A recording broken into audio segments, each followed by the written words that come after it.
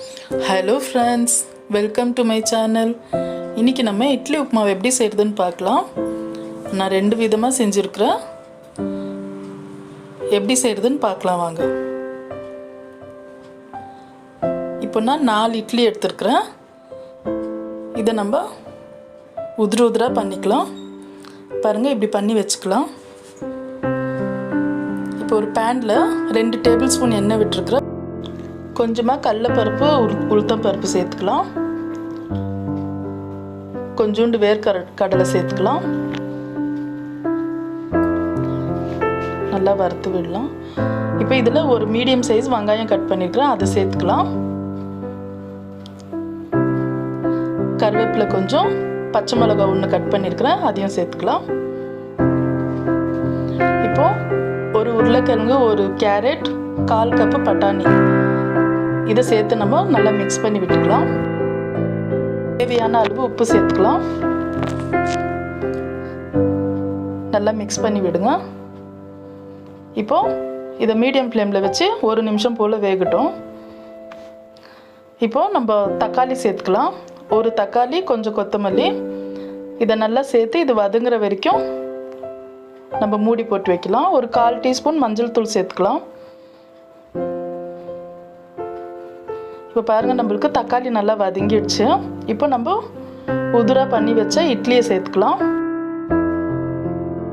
நல்லா மிக்ஸ் பண்ணி விடுங்க. ஸ்டவ் மீடியம் ஃப்ளேம்லேயே இருக்கட்டும்.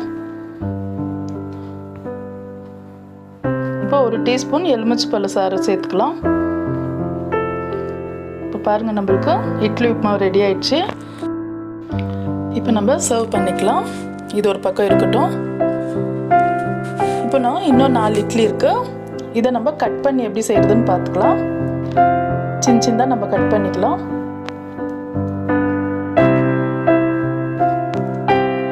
பாருங்க, இதே மாதிரி நம்ம எல்லா இட்லியும் கட் பண்ணிக்கலாம்.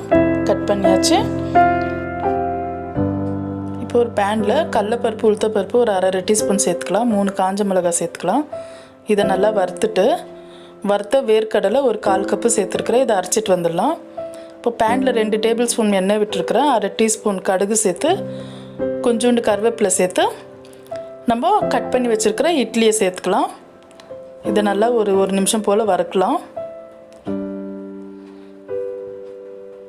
நல்லா மிக்ஸ் பண்ணி விடுங்க.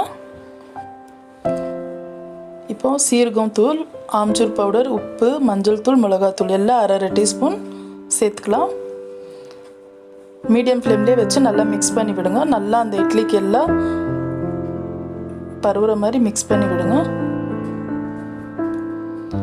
இப்போ நம்ம அரைச்சி வச்சா வேர்க்கடலை, கடலைப்பருப்பு, உளுத்தப்பருப்பு கொஞ்சம் கொரகொரப்பாக அரைச்சிக்கலாம்.